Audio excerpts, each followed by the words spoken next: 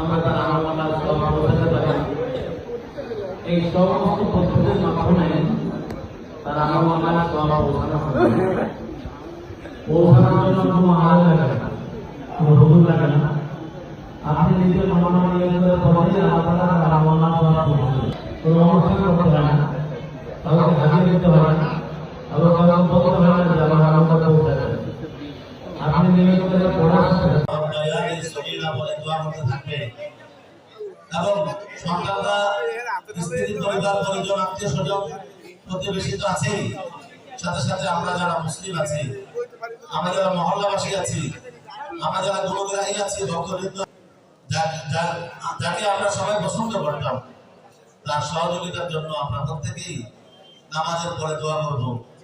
সময় পেলে আমরা সূরা ফাতিহা, সূরা ইখলাস পড়ে দোয়া করব। সুযোগ পেলে তার নামে দুই রাকাত নামাজ পড়ব। তার জন্য একটা রোজা রাখবো, কিছু দান খয়রাত করব। আল্লাহ মক্কা মদিনা যাওয়ার তৌফিক দিলে তার নামে একটা উমরা করব, আরো সুযোগ দিলে তার নামে হজ করব। বিভিন্ন ভাবে তার নামে আমল পৌঁছানোর চেষ্টা করব। এটাই তার